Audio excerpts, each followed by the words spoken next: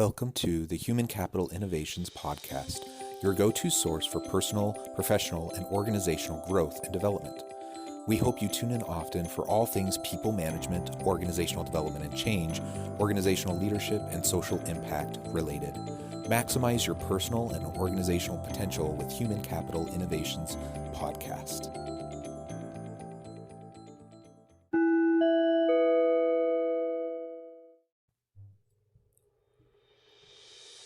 Welcome to the Human Capital Innovations Podcast.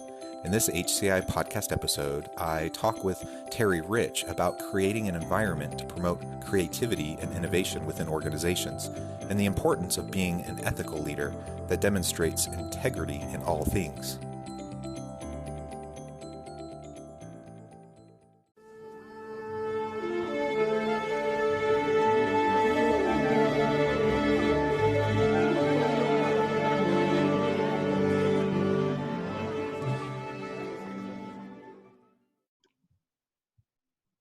Terry Rich, welcome to the Human Capital Innovations Podcast. I think this is always fun to learn and to talk about great leadership ideas. Awesome. I'm so excited to have the chance to talk with you, someone of your experience, 25 years plus of doing some really great stuff with organizations. In just a moment, I'll read your bio for the listeners so they can get to know you a little bit. And then I'll give you a chance to share a little bit more about yourself if there's anything else you'd like to add. But I want to just preview for the listeners. Today, we're really going to be talking about creating innovative organizations. How do we create an environment that will support and encourage innovation? And also, what are some of the ethical considerations around how we lead and interact with our people and other key stakeholders that are impacted by the decisions that we make within organizations. And I know you have lots of experience in all of those areas. So I really am looking forward to our discussion today. Hey, it's been a fun life. Let's get started. Yeah. Terry Rich is a successful CEO and president of 25 years who loves to engage and entertain audiences across the globe. During his appointment by 3 governors, his leadership increased lottery sales and profits by 50%. He also led the Blank Park Zoo to profitability from a $600,000 deficit while positioning it as the second largest attended attraction in the state. His national insight on business, banking, gaming, TV production, marketing, PR have all led him to success in his professional career and to his passion for public speaking. Recently, Terry headed the team that cracked the largest lottery fraud in the U.S. history and has given away over $1 billion to lottery winners. During the investigation, Terry oversaw the day-to-day operations while considering long-term consequences, adapting quickly to change and delivering on promises. Before that, he started 4 successful entrepreneurial businesses and has numerous national media appearances, including ABC, NBC, HBO, CBS, 2020, CNN, CNNBC, USA Today, the New York Times, etc. Really, I could go on and on and on. I really like how you frame your experience around disruptive innovation and being a disruptive innovator and entrepreneur who thrives and drives for integrity and honesty in your workplaces. So again, welcome. Thank you, but hold on. You forgot the biggest part.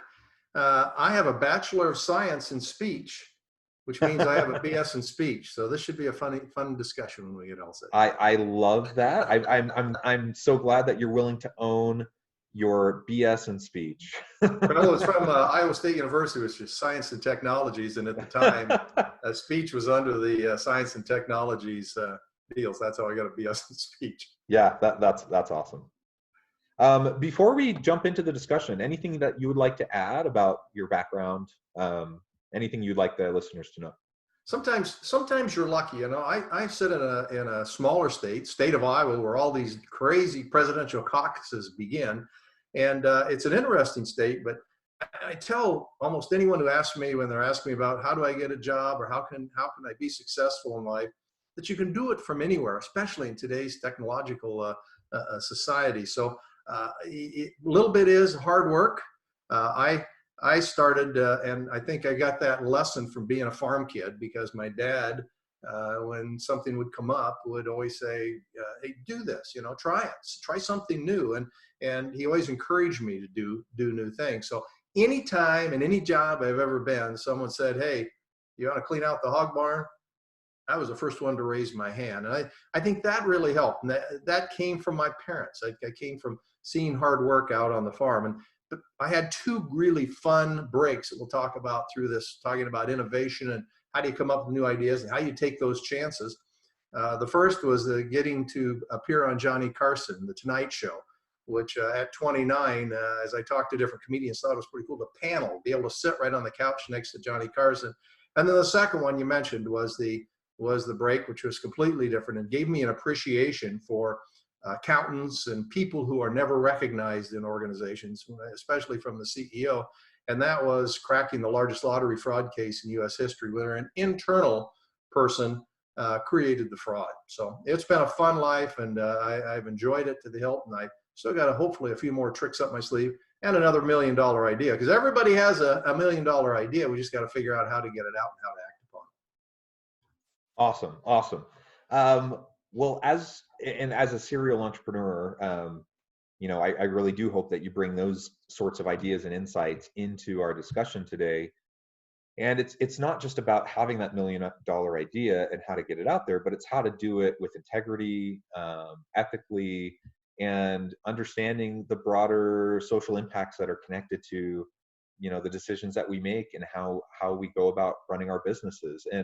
And we have egregious cases like these huge, like pyramid schemes or big fraud cases, some of these super high profile things that occur that get media attention and we talk about, but white collar crime happens all the time, and not even things that escalate to the level of white collar crime but aren't particularly ethical, certainly don't exhibit integrity. Those types of things happen constantly within organizations, and they're detrimental, of course, to the health of any organization, in being able to be innovative, attracting, retaining good people, and really generating a loyal customer base, right? Well, we talk risk and reward. If you're in business and if you're not taking a risk, if you're not pushing the envelope. I was asked that when I joined the zoo. What are you doing? Why do you want to be the zoo director?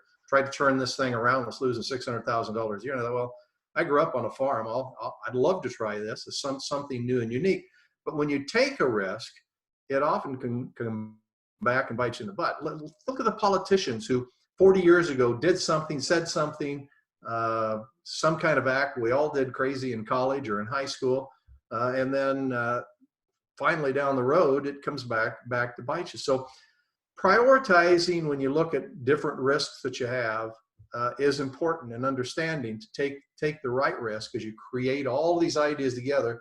What is the risk and the reward?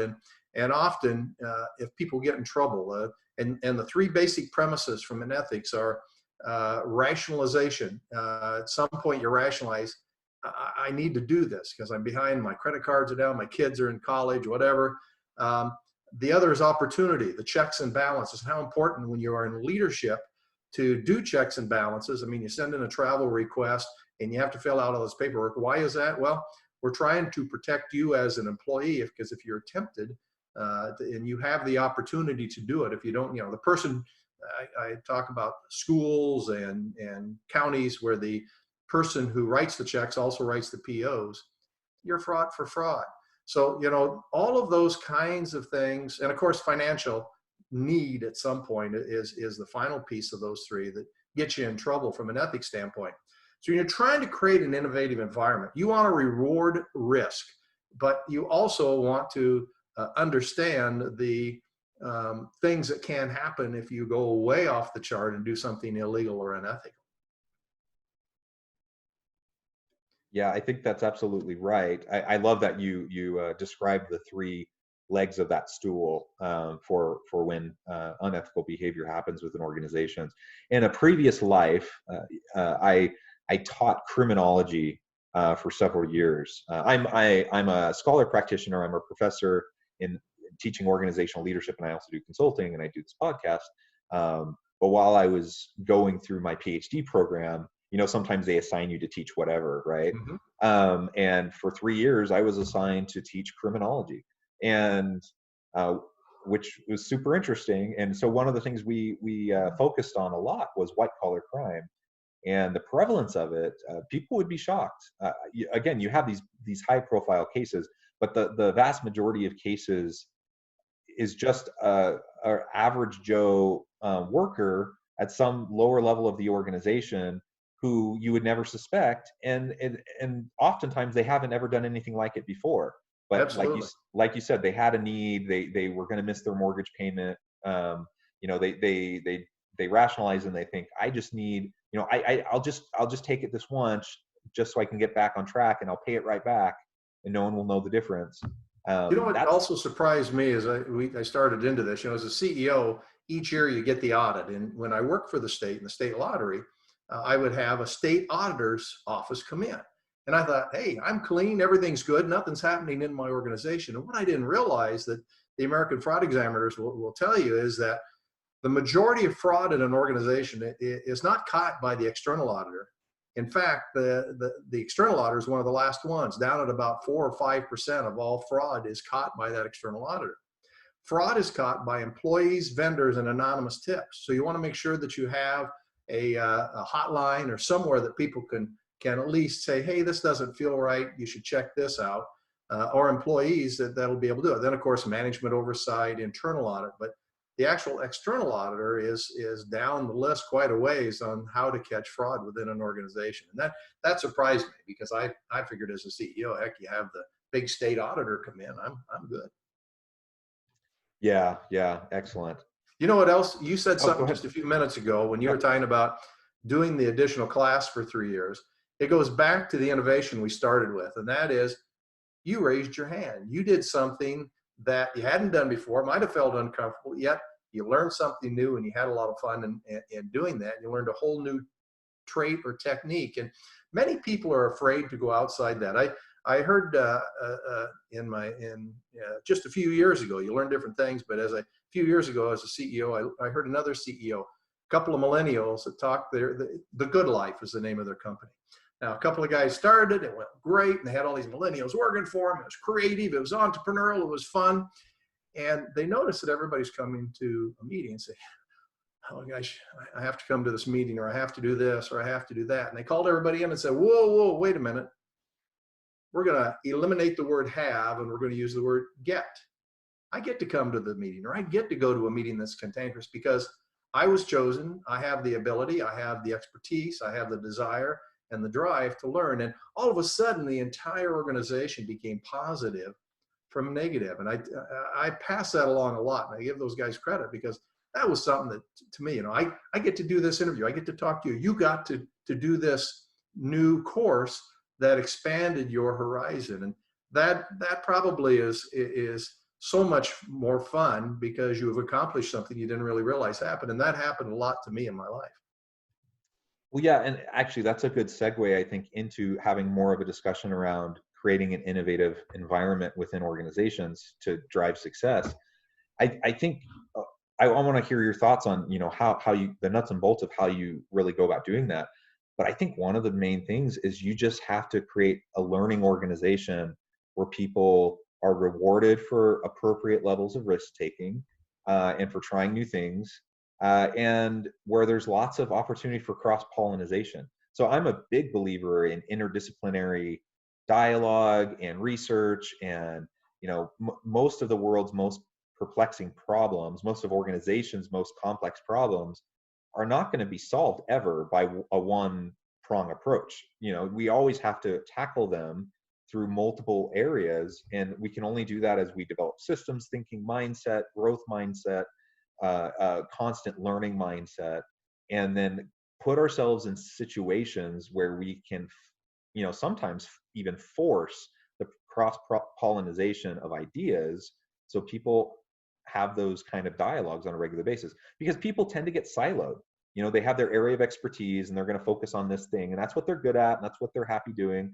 And then you have other people over here doing this, and then lo and behold, you have dysfunction in organizations and you don't have anything, it becomes top down, it becomes really bureaucratic, and you Yep. just don't have a lot of innovation.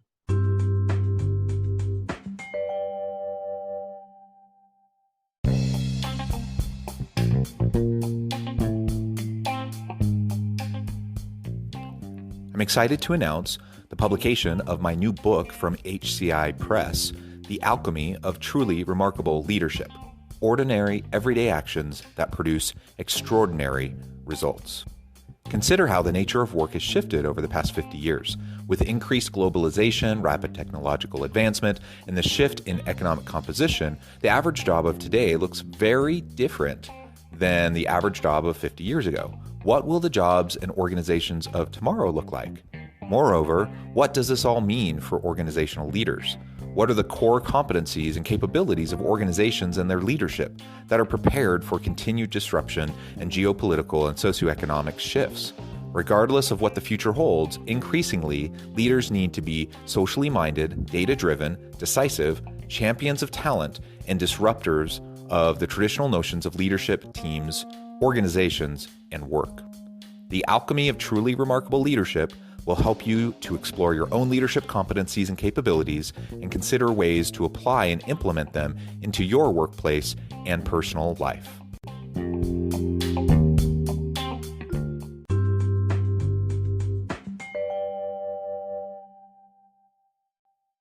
You should be you should have been my promoter for the book. The book Dare to Dream, Dare to Act.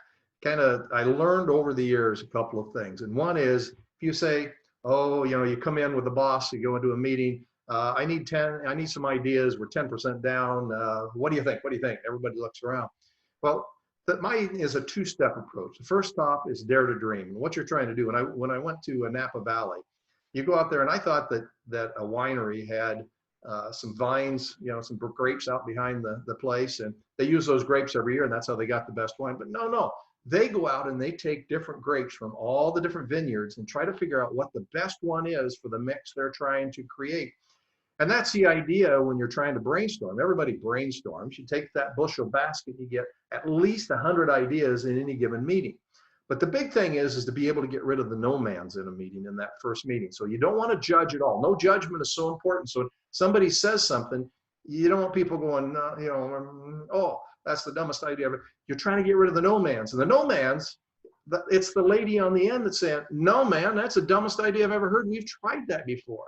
And what you find in that first step, if you can just set the rules of let's get as many ideas, let's get 100 ideas, and then we're just going to walk away from it. We're going to write all those ideas down, is that now you've got a basis to work around, and everybody feels free to say whatever. Because I'll guarantee you the receptionist who may be in that meeting, or the accountant or the lawyer, they're the first ones to say no on everything. They come in with judgment. If you can say there is no judgment here, we want every idea, we're going to put them together. That's step one, daring to dream.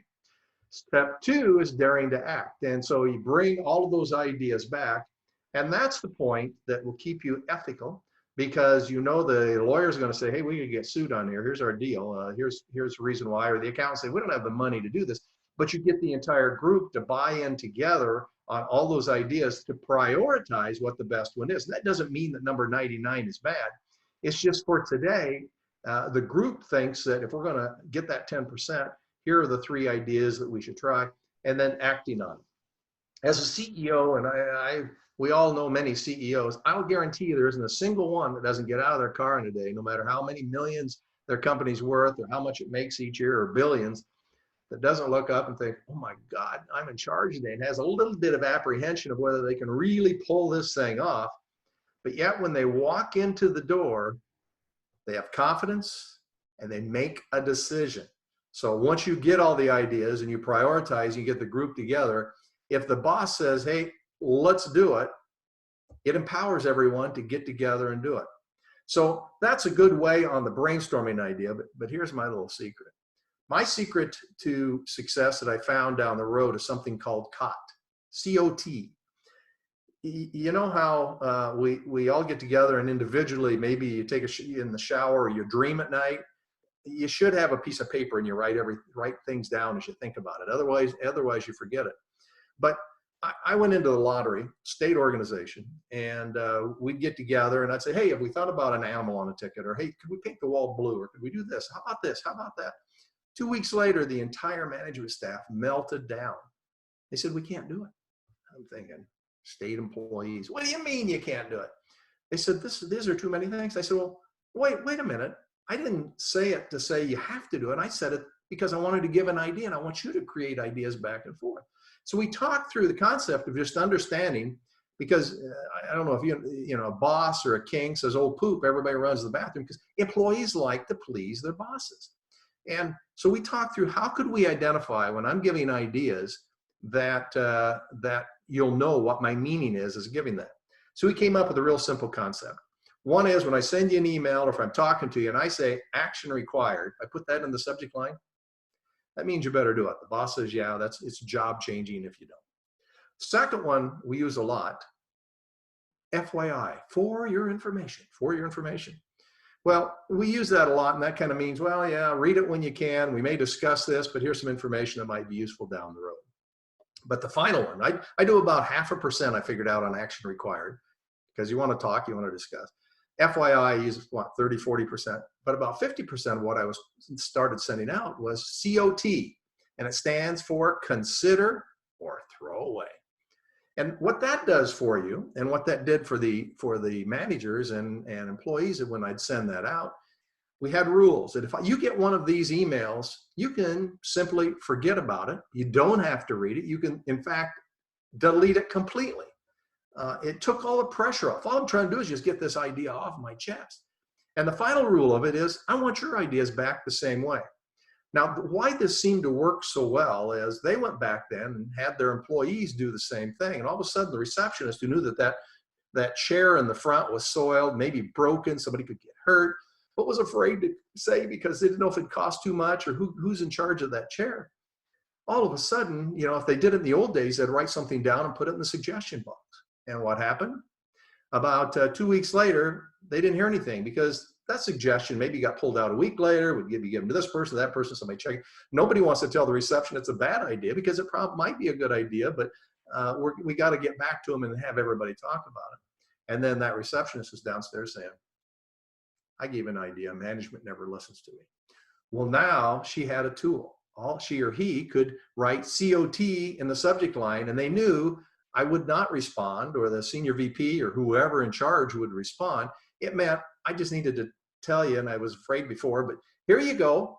Now, we read them all, but they didn't expect a response. We didn't care. There was no judgment there. They had the opportunity to give the idea. Now, all of these ideas started flowing back and forth, and it became a much more creative environment. So try that with the use of COT in an organization, but be sure to tell the rules if they get it, or if you're talking to someone, you don't want them giving an opinion right away. That's really, really important, because the opinion comes in all the ideas together to the next staff meeting, and then the accountants can pipe up, whether we can afford it or not, the lawyers can pipe up, everybody gives their input, and then you prioritize those ideas and get it. But we found a much more innovative idea, and I'll give you a quick example of how that worked at the zoo. So we went to the zoo losing $600,000, and as I looked at it, I realized that all kids go to the zoo. I don't care if you're 2 to 12, you go to the zoo. We had that audience, so we tried to figure out how can we get a different audience. And well, of course, everybody's going after millennials or the younger generation, the 21 to 25-year-olds, 20 or 35-year-olds. And we started thinking, now what would they want that they could come to the zoo? Because most people go when you're a kid, go when you take your kid, go when you take your grandkid. We knew what they wanted, booze, right? So we decided to start Zoo Brew, and this came from one of the employees. They said, "Yeah, we go like to party, but we don't go to a smoky bar." So no kids allowed those evenings. We had a band, we had all the animals out, and it was the greatest thing. In fact, last year that zoo generated over $250,000 just in beer sales for Zoo Brew, and it's a fun outdoor event that happens every Wednesday night at the Blank Park Zoo. But that came out of that innovative feeling of not being afraid to give an idea.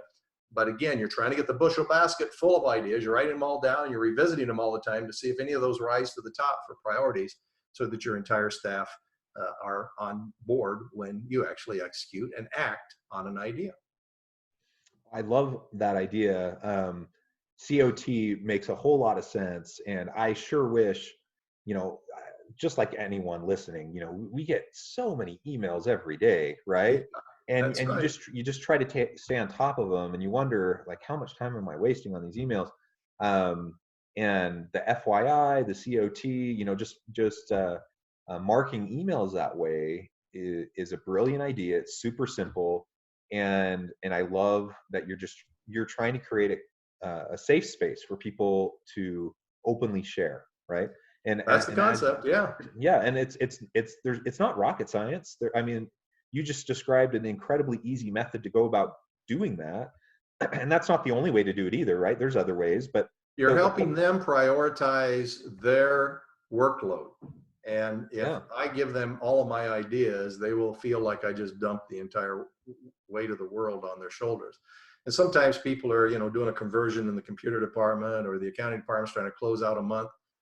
If you can say, just delete it, they never will. I never delete anything that I get, but it really gives us an opportunity to pass them along, or at least categorize it over here on the left so that the day I am not as busy, I can read through them.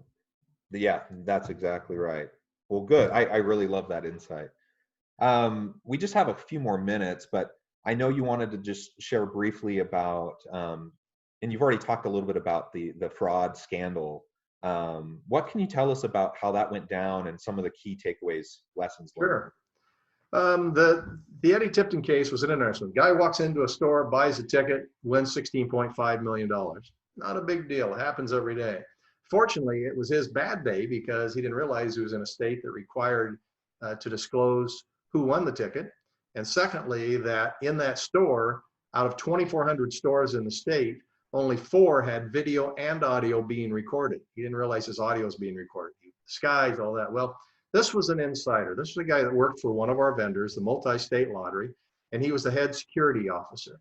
And it took us almost 3 years to investigate it. But when something doesn't quite feel right, you go after it. And he was greedy. He had all the keys to the kingdom, and it ultimately was just a little dinky case. The other thing I learned is associates. You can think of any industry as if one little state or one little company, if one company was figured out something was happening with Coca-Cola and brought something up, you could ruin that whole industry. Well, this was an $80 billion gamble because across the United States, more money spent on lotteries than the Major League Football, Major League Baseball, movies, and music. If you combine it all, that's still less than what's spent on lotteries. So I had cohorts that saying, just drop it, pay it, don't do anything. I had people who said, well, it does feel kind of screwy, but be careful because you're gambling with our dollars.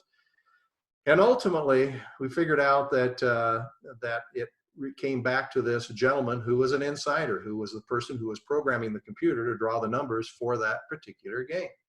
And when we found that, we dove deeper, got the Department of Criminal Investigation and the Attorney General's office in. And I hope you never get asked this question, but they were asking his friends, do you want to be the witness or do you want to be the defendant? And almost everybody said, I'll be the witness.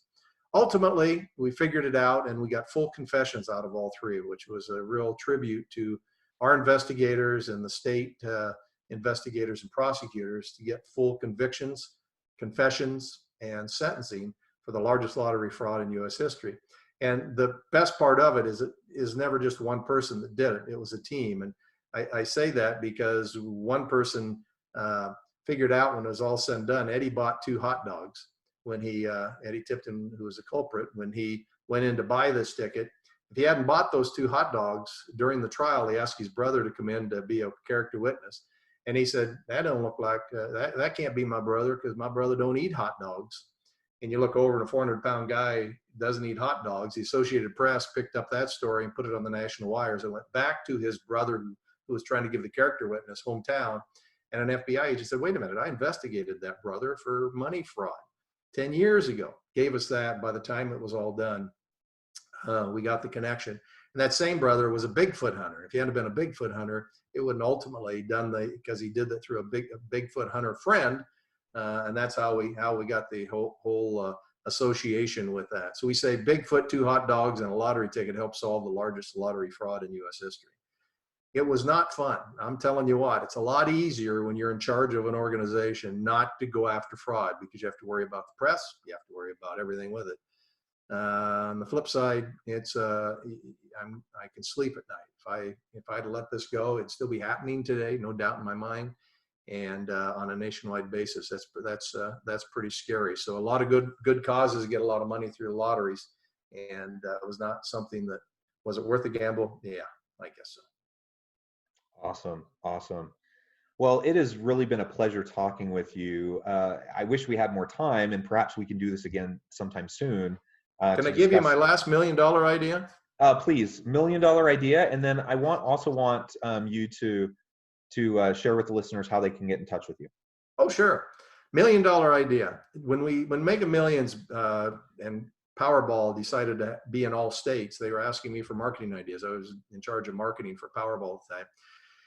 Here's the idea. I looked up one night and there was the moon, and it was dark and maybe just a little sliver. And I thought, holy smokes, that'd be a great billboard. If we could get a laser or a spotlight of some sort and put the jackpot up there, everybody in the world would see it.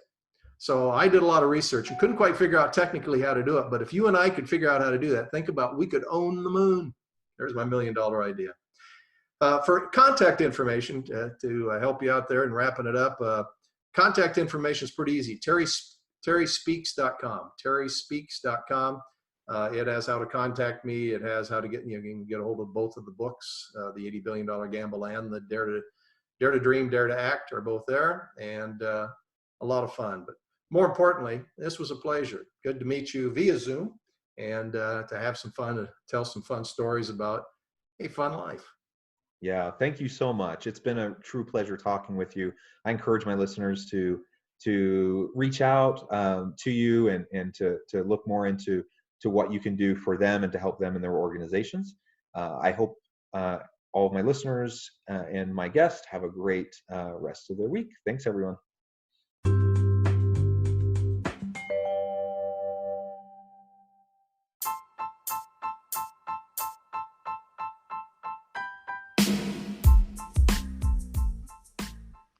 We are excited about the launch of HCI's new magazine, Human Capital Leadership.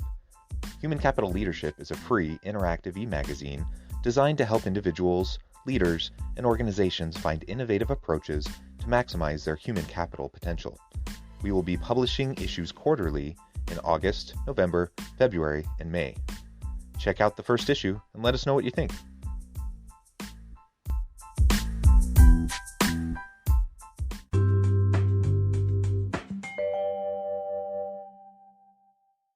Thanks again for joining us for this episode of the Human Capital Innovations Podcast. I hope you stay healthy and safe and that you have a great week.